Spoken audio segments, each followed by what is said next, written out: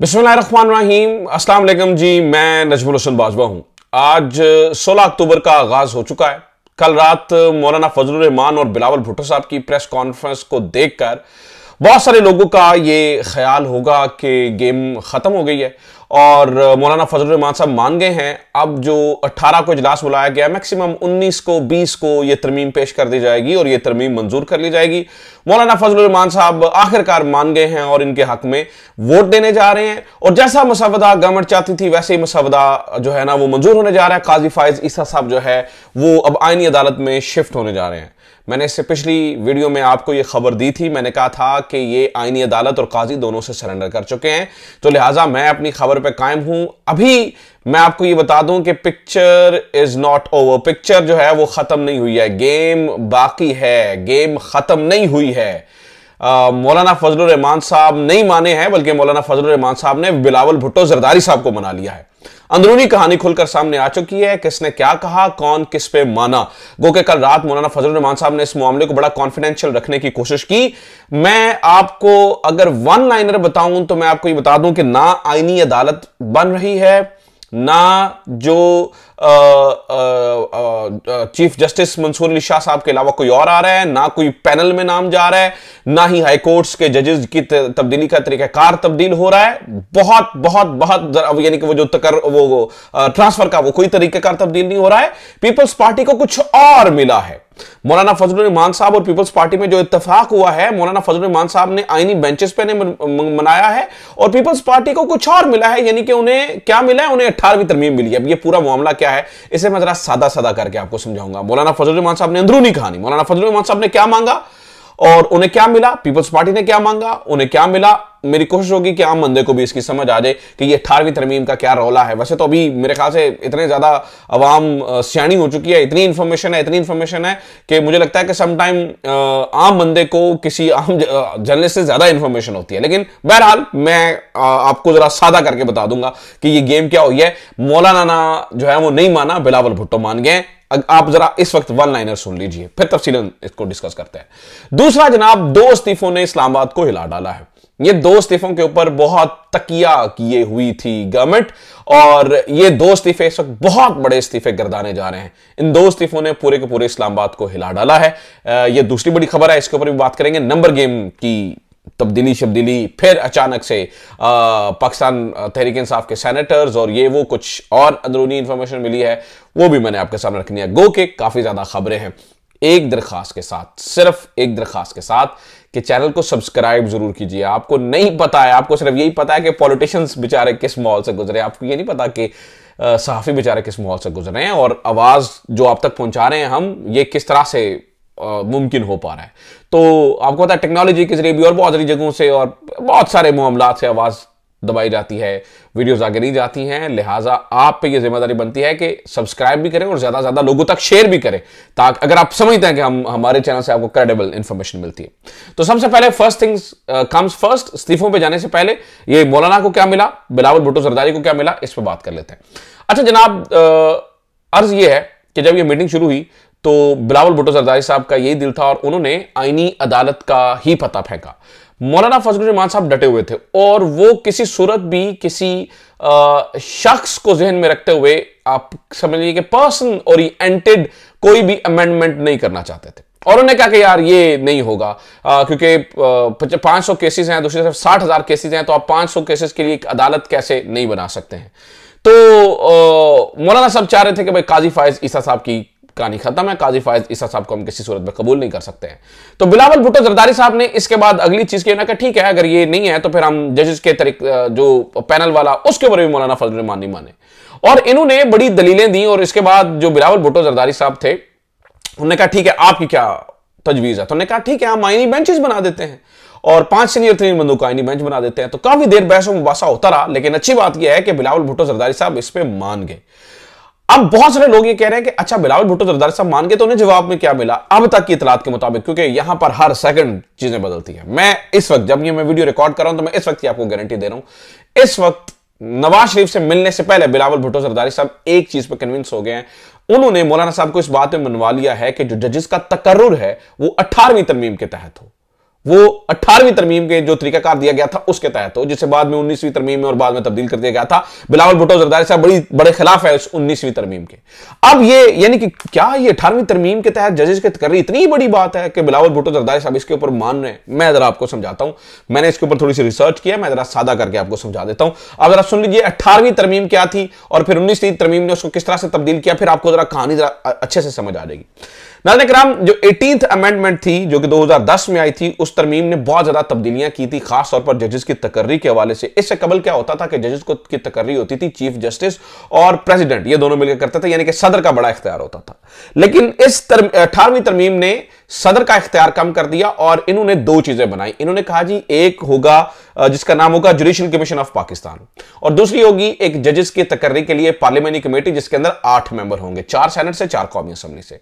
जो judicial commission of Pakistan होगा उसमें चीफ जस्टिस होगा, 2 सुप्रीम कोर्ट के जज होंगे, पाकिस्तान बार का नुमाइंदा होगा, एक रिटायर्ड जज होगा और एक हाईकोर्ट का जज होगा, और ये सारे मिलकर नाम तजवीज करेंगे। नाम तजवीज करने के बाद ये क्या होगा कि ये नाम को जो है वो भेजेंगे पार्लियामानी कमेटी के अंदर। पार्लियामानी कमेटी जिसके अंदर 8 लोग होंगे, 4 सूबाई असेंबली से और 4 जो कौमी असेंबली से और 4 सेनेट से, ये इस नाम को या एक्सेप्ट कर लेंगे या इसको रिजेक्ट कर देंगे, लेकिन रिटन तौर पे बता देंगे। और इसमें क्या होता था, जुडिशल कमीशन ऑफ पाकिस्तान से ज्यादा जो है वो एक समझिए कि पार्लियामानी कमेटी जो है वो सुप्रीम रहती थी।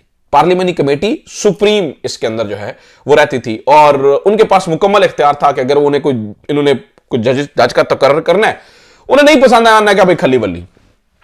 अब हुआ ये कि 19वीं तरमीम में जो पार्लियामानी कमेटी का ये इख्तियार था ना, उसके इख्तियारात को महदूद किया गया और 18वीं तरमीम के तहत जो ये यानी कि खुले डुला बेचा का हो के ये इख्तियार था पार्लियामेंट्री कमेटी के पास कि भाई हम नहीं करना चाहते, तो वो उन्होंने इख्तियार खत्म कर दिया। जुडिशल कमीशन की पावर्स ज्यादा बढ़ा दी और साथ ही जुडिशल कमीशन के अंदर एक जो है उन्होंने कहा जी सीनियर तरीन जज भी साथ बैठेगा, और सीनियर तरीन जज, और ताकि ज्यादा हो जाए, सीनियर तरीन जज होगा, चीफ जस्टिस होगा और 2 और सुप्रीम कोर्ट से जज बैठेंगे, एक इसी तरह से हाई कोर्ट किसी का जज और एक रिटायर्ड जज, ये सारे मिलकर बनाते हैं, और एक पाकिस्तान बार का नुमाइंदा और अटॉर्नी जनरल, वजीर कानून, ये सारे लोग जो है ना वो मिलकर बनाते हैं जुडिशल कमीशन ऑफ पाकिस्तान को। ठीक है, लेकिन 19वीं तरमीम के अंदर वो जो पार्लियामेंट्री कमेटी थी वो ये तो कह सकती थी कि ठीक है जी हाँ फलां जज हमें पसंद नहीं है, लेकिन वो नजर सानी के लिए दरखास्त कर सकती थी। बिलावल भुट्टो साहब कहते हैं कि ये जजिस तकर्री का ये जो तरीकाकार है ये 18वीं तरमीम के तहत हो। अब वो 18वीं तरमीम को बड़ा ऑन करते हैं, ऑब्वियसली 18वीं तरमीम ने बहुत सारी चीजें अच्छी भी की थी, खासतौर पर सूबों के इख्तियारात वगैरह, तो इसलिए बिलावल भुट्टो जरदारी साहब वापस वो कहते हैं जी हमारा चूंकि एक वो ऑब्जेक्टिव है कि 18वीं तरमीम, तो ये जो तकर्रा है मौलाना फजल रहमान साहब कहते हैं ठीक है दैट्स गुड, इस पे क्या होगा जी पार्लियामान को ज्यादा इख्तियार होगा, वो किसी जज को नहीं लगाना चाहते हैं तो वो जज को उठा के बाहर फेंक देंगे।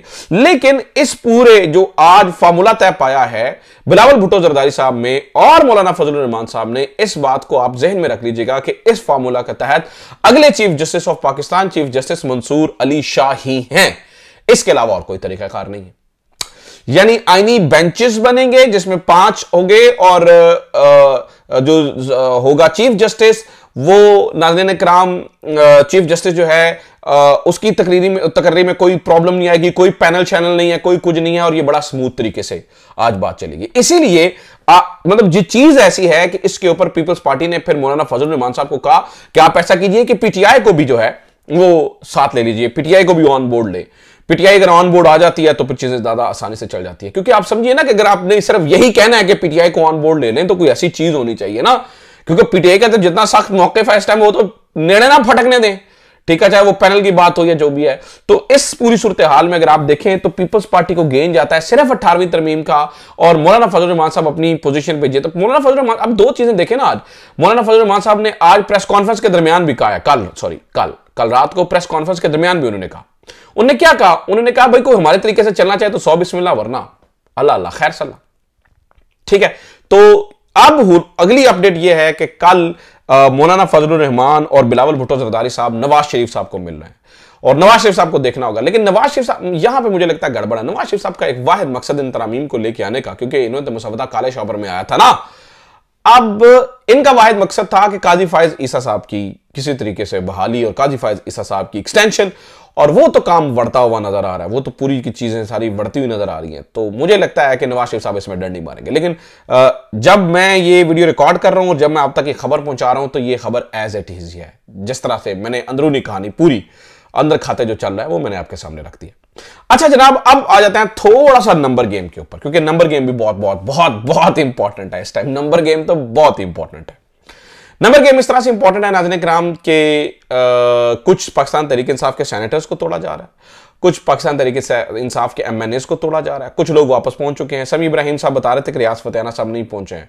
मेरी जाती खबर है, मैं आपको खबर दे रहा हूं कि रियाज फतेहाना पाकिस्तान में लैंड कर चुके हैं, ठीक है। और मैं आपको ये भी बता दूं कि सेनेटर्स जो हैं वो 2 सेनेटर्स इस वक्त पाकिस्तान तहरीक इंसाफ के तोड़े जाने के दावा हो रहा है, एक मर्द सेनेटर और एक औरत सेनेटर। इससे पहले मैंने नाम नहीं लिया था, लेकिन चूंकि समी इब्राहिम साहब ने नाम ले लिया है तो मैं भी थोड़ा आपको बता दूं, क्योंकि मर्द का तो पक्का खातून के ऊपर शक का इजहार किया जा रहा है, और खातून का नाम है डॉक्टर जरका, सेनेटर डॉक्टर जरका। अब डॉक्टर जरका से आज समी इब्राहिम की बात हुई है, मैंने भी अभी मैसेज कर दिया, मुझे उम्मीद है कल सुबह तक मेरी भी बात हो जाएगी। उनका यह दावा है कि डॉक्टर जरका कह रही है कि भाई मैं कहीं भी नहीं जा रही है। अब डॉक्टर जरका को किस तरह से इन्होंने ब्लैकमेल किया है, इस बात को समझिएगा, क्योंकि मैं डॉक्टर जरका से काफी मुलाकातें कर चुका हूं, और एक प्रोग्राम मैंने डॉक्टर जरका के घर में किया था। डॉक्टर जरका का एक बेटा है जो कि डाउन सिंड्रोम के साथ है। जो लोग डाउन सिंड्रोम को समझते हैं उन्हें अंदाजा होगा कि ये बच्चे इन स्पेशल बच्चों की कैटेगरी में जो है ना, ये वो बच्चे होते हैं kids with the special needs, तो ये आम नॉर्मल बच्चों की तरह नहीं होते।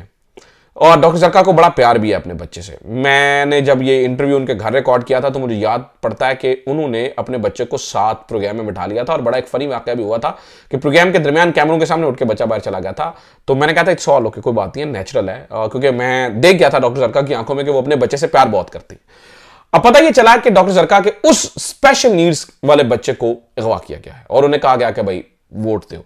तो डॉक्टर जरका के बारे में ख्याल था कि ऑब्वियसली, और उनके बारे में यह था कि वो भी पाकिस्तान आ चुके हैं, उन्हें भी कहा गया था कि आप जरा पाकिस्तान से बाहर ही रहें। तो आज शाम से खबरें चल रही थी कि डॉक्टर जरका भी गई, उन्होंने भी विकेट डिग गई है। लेकिन सभी इमरान साहब ने कंफर्म किया कि डॉक्टर जरका कहती है मैं इमरान खान को छोड़ने का सोच भी नहीं सकती। आपने सोच कैसे लिया कि मैं इमरान खान के खिलाफ जाऊंगी और इमरान खान के खिलाफ वोट दूंगी? तो लिहाजा डॉक्टर जरका के बारे में जब लेटेस्ट अपडेट आई है वो भी इस वक्त जो है ना वो डटी हुई है। लिहाजा तहरीक इंसाफ के बंदे हर बदलते लम्हे के साथ सूरत हाल और इंफॉर्मेशन तब्दील हो रही है। कभी इधर बंदे इधर से उधर जम मार जाते हैं, कभी उधर से इधर आ जाते हैं। तो नंबर गेम आपको हर घंटे के हिसाब से तब्दील नजर आएगी। इसको आपने पत्थर पे लकीर नहीं समझना है, आपने ये नहीं समझना है कि जनाब ये फाइनल हो गया है। भाई हर घंटे के हिसाब से चीजें तब्दील होंगी, और इसी तरह से चल रहा है। अब जो 2 इस्तीफे आए हैं वो बहुत इंपॉर्टेंट है, वो मैं जरा आपके सामने रख दूं कि ये 2 इस्तीफे कौन से हैं, ताकि आपको अंदाजा हो जाए कि चीजें किस तरफ जा रही हैं। नाज़रीन किराम, ये 2 इस्तीफे आ रहे हैं अख्तर मेंगल साहब की जमात से, और जो सियासी पंडित हैं वो ये कह रहे थे कि अख्तर मेंगल साहब के जो 2 बंदे हैं उनके ऊपर तकिया किए हुए हैं इस वक्त ताकतवर, और वो समझने हैं कि अगर तहरीक इंसाफ के बंदों का मुश्किल हुआ तो इनके 2 वोट तो हम पड़वा ही लेंगे अख्तर मेंगल साहब।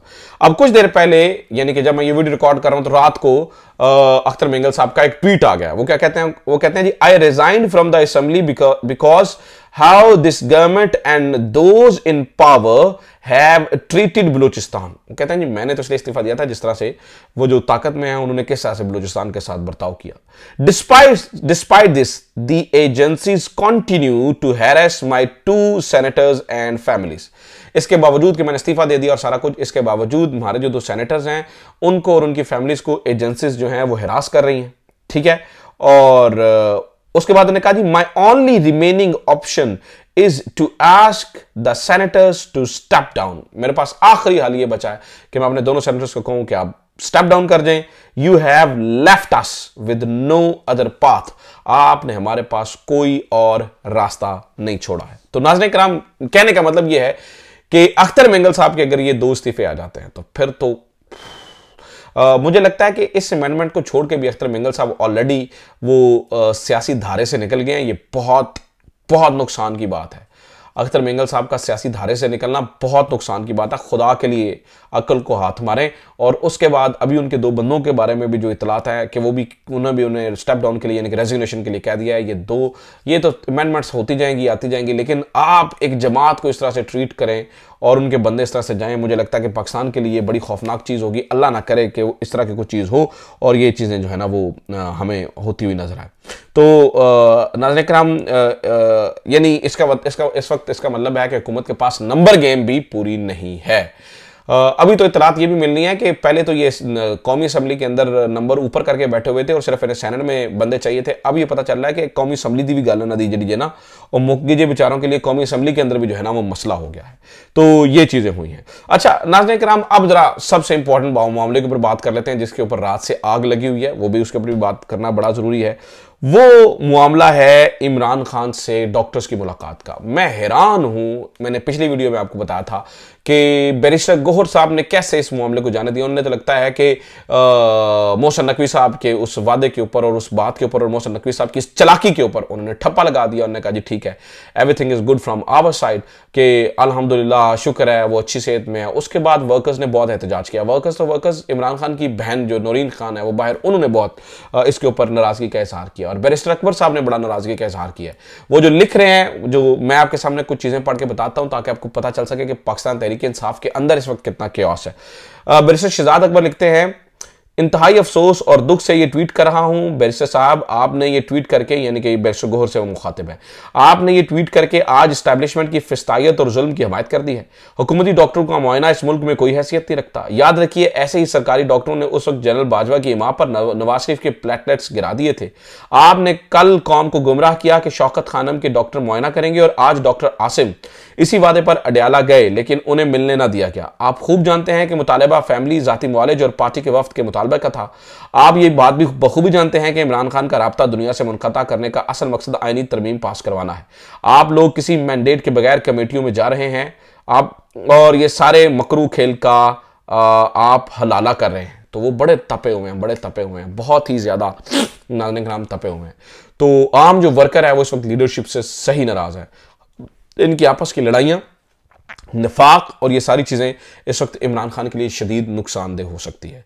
तो बहरहाल अगर मैं इन नटशेल सूरत हाल को देखूं या अगर मैं आपको वन लाइनर बताऊं तो नाज़रीन किराम, इसमें कोई शक नहीं है कि पाकिस्तान तहरीक इंसाफ जो है वो ही आगे हमें फ्लरिश करती हुई नजर आ रही है।